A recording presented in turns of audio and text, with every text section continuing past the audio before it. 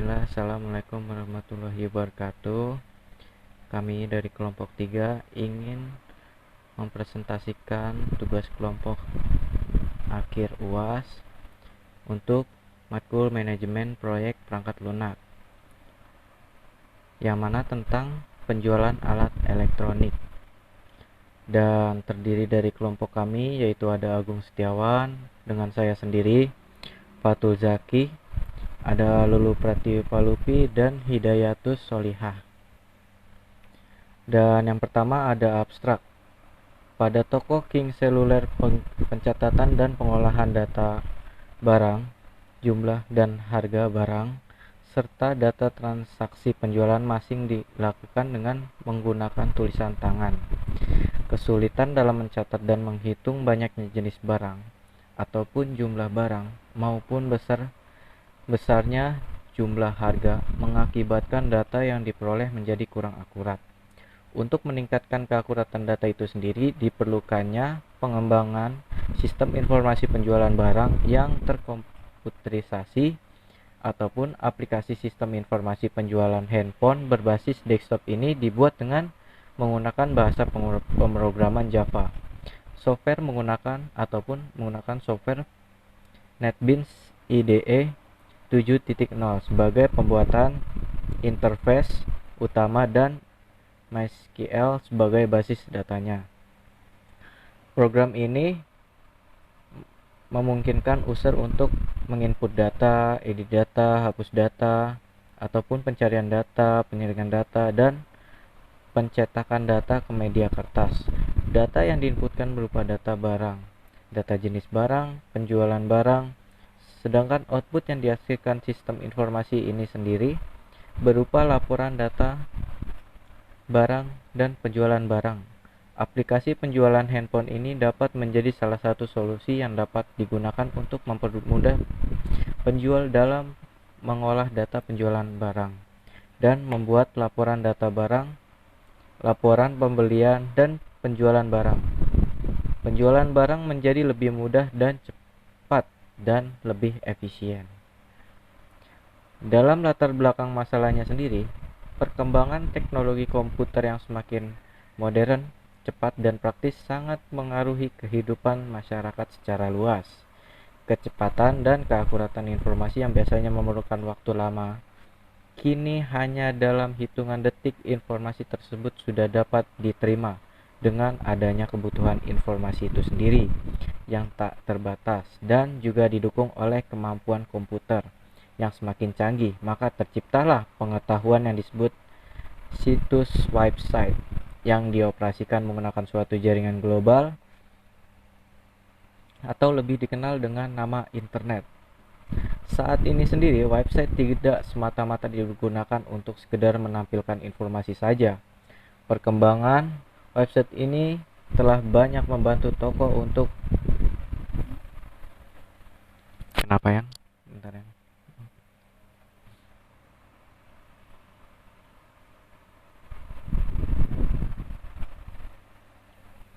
untuk menunjang kegiatan, salah satunya dalam kegiatan penjualan online.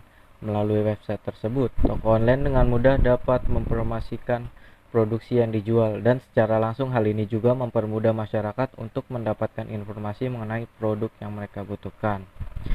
Menurut Indra Warman sendiri, dalam jurnalnya yang berjudul Rekayasa Web untuk Pemesanan Handphone Berbasis jQuery pada Permata Sale mengungkapkan, selain itu, perancangan website yang dilakukan oleh Abdul Latif yang pada tahun 2008 yang membangun website e-commerce berbasis PHP dan MySQL yang digunakan untuk membuat orang lebih mudah untuk membelanjakan. Cukup di depan jaringan komputer dan internet, orang pun bisa berbelanja dengan mudah. Proses ini pun cukup mudah untuk pembayaran barang yang dibeli. Pembelian dapat membayar dengan mentransfer di bank yang telah ditentukan. Untuk selanjutnya ada konsep dasar sistem. Menurut Khadir, sistem informasi adalah jumlah ketidakpastian yang dikurangi ketika sebuah pesan diterima. Artinya dengan adanya informasi, tingkat kepastian menjadi meningkat. Model waterfall adalah siklus hidup software tradisional muncul pada tahun 1960-an dan 1970-an untuk menyediakan struktur bagi pengembangan sistem software besar. Saat itu mayoritas dari sistem-sistem besar tersebut merupakan aplikasi pemrosesan data bisnis. Dan untuk bagannya ada requirement definition ke system and software design dan implementation and unit testing, integer and system testing, dan cara operasional and maintenance. Dan berikutnya ini adalah penjelasan tentang masing-masing tahap model waterfall. Ada requirement analysis, yang mana seluruh kebutuhan software harus bisa didapatkan dalam versioning. Adapun sistem desain, tahap ini juga dilakukan sebelum melakukan coding. Dan implementasi, tahap ini dilakukan pemrograman. Untuk selanjutnya, integration and testing, di tahap ini dilakukan penggabungan modul-modul yang sudah dibuat dan dilakukan pengujian. Dan selanjutnya ada operation dan maintenance. Ini merupakan tahap terakhir dalam model waterfall. Software yang sudah jadi dijalankan serta dilakukan pemeliharaan ataupun maintenance. Pemeliharaan termasuk dalam memperbaiki kesalahan yang tidak ditemukan pada langkah sebelumnya. Perbaikan implementasi unit sistem dan peningkatan jasa sistem sebagai kebutuhan baru. Dan selanjutnya ada prosedur business system. Customer datang langsung ke toko seluler menanyakan informasi tentang handphone. Karyawan mengecek handphone pada stok barang. Karyawan menunjukkan handphone sesuai keinginan customer. Jika customer ingin membelinya, customer membayar kepada karyawan. Lalu karyawan menyerahkan handphone pada customer. Karyawan membuatkan nota kepada customer dalam dua rangkap, yaitu nota yang satu diserahkan pada customer, yang satu lagi disimpan pada arsip. Karyawan menandai pada stok barang dengan spidol apa saja yang telah terjual. Karyawan yang membuat laporan penjualan, pemilik toko akan mengecek penjualan pada laporan penjualan. Dan selanjutnya ada activity diagram. Activity diagram adalah teknik untuk menggambarkan logika prosedur proses bisnis dan jalur kerja. Dan untuk bagannya bisa dilihat di sebelah kanan ini contoh-contohnya. Dan untuk slide selanjutnya akan dijelaskan oleh Saudara Agung sendiri. Terima kasih. Bismillahirrahmanirrahim. Assalamualaikum warahmatullahi wabarakatuh. Di video kali ini saya akan melanjutkan sebuah penjelasan dari teman saya yang sebelumnya mengenai soal diagram-diagram dan untuk bisnis model kanvasnya. Oke, saya akan menjelaskan tentang activity diagram. Activity diagram adalah teknik untuk menggambarkan logika prosedural, proses bisnis dan alur kerja. Nah, di sini adalah gambarnya proses alur kerja dari mulai start sampai finishnya. Kemudian yang selanjutnya adalah untuk pemodelan sistem usulan menggunakan use case diagram. Berdasarkan pada proses bisnis usulan, dapat digambarkan model fungsionalitas sistem usulan menggunakan use case diagram sebagai berikut. Yang pertama adalah use case diagram master. Pada gambar di samping ini merupakan gambar use case diagram master yang berisikan entry data barang, entry data pelanggan, dan entry data kategori yang dapat dilihat pada gambar yang di samping ini. Nah, di sini ada entry data kategori, di sini adalah penggunanya, dan di sini adalah entry data barang. Ini juga ada gambar pengguna, di sini juga bisa mengakses melalui data-data ini ya. Dan yang kedua ini juga sama, menggunakan use case master juga. Ini adalah gambarannya. Nah, untuk selanjutnya adalah use case diagram transaksi. Pada use case diagram transaksi terdapat input entry pemesanan, entry pengiriman, entry pembayaran, dan entry penerimaan barang yang dapat dilihat pada gambar yang ada di samping ini ya. Nah, ini adalah use case diagram transaksi dari suatu aplikasi yang saya buat atau yang kami buat yang di sini ya. Dari awal start hingga finishnya di sini ya. Oke. Untuk yang selanjutnya adalah use case diagram laporan.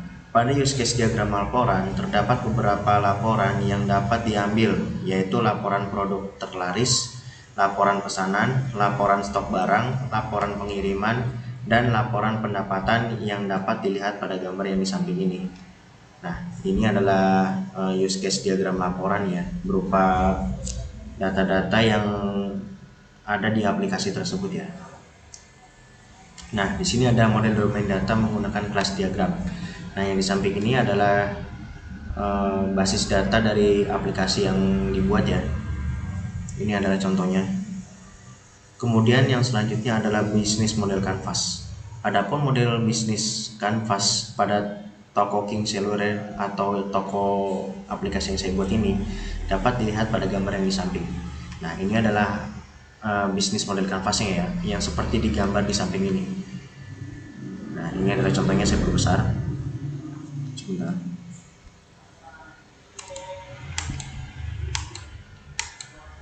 Oke. Di sini adalah bisnis model canvasnya ya. Di sini ada key partners, key activities, value proposition, dan yang lain sebagainya ya. Nah, ini adalah gambarannya.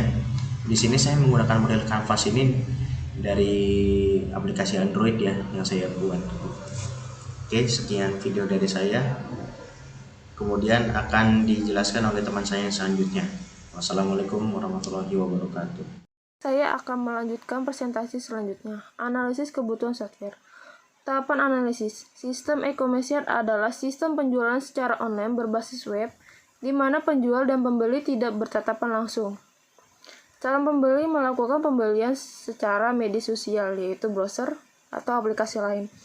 Berikut ini spesifikasi kebutuhan sistem rekrutmen dari sistem e-commerce. Halaman fun fact. A1. User bisa mendaftar sebagai member. A2. User bisa memilih barang yang akan dibeli dan ditambahkan ke keranjang belanja. A3. Sistem memfasilitasi pemilihan pengiriman barang dan alamat pengiriman. A4. User dapat mencetak bukti transaksi pembelian barang. A5. User dapat melakukan konfirmasi pembayaran. A6. User dapat login dengan akun yang telah dibuat apabila belanja lebih di lain hari. Halaman administrasi. B1. Admin dapat mengelola data admin. B2. Admin dapat mengelola kategori barang. B3. Admin dapat mengelola data barang. B4. Admin dapat mengelola konfirmasi pembayaran. B5. Admin dapat mengelola data transaksi penjualan. B6. Admin dapat mengelola laporan. Selanjutnya ini tampilan user interface. Tampilan user interface terdapat barang-barang yang ingin dijual. Lalu tampilan halaman user daftar member. Di sini adalah tampilan untuk melogin aplikasi ya. Selanjutnya tampilan halaman user detail produk sistem penjualan online. Di sini terdapat informasi lebih detailnya barang-barang yang ingin Anda jual. Contohnya Microsoft Surface Pro 4. Di sini di bawahnya ada kejelasannya ya. Lalu keempat, tampilan halaman user keranjang belanja sistem penjualan online. Di sini terdapat produk, nama, harga, quality, dan subtotalnya dari hasil yang ingin dibelanjakan. Selanjutnya tampilan halaman user bukti pembelian sistem penjualan online. Di sini terdapat bukti pembelian ya, dari nama barang, jumlah barang, harga barang, dan totalnya harga barang. Di sini ada tampilan halaman admin menu produk sistem penjualan online. Di sini ada produk listnya. Dan tampilan halaman admin transaksi penjualan sistem penjualan online. Di sini ada sales reportnya. halaman admin laporan data produk sistem penjualan online. Sini ada sales historinya. Halaman admin laporan data member sistem penjualan online. Di sini ada usernya.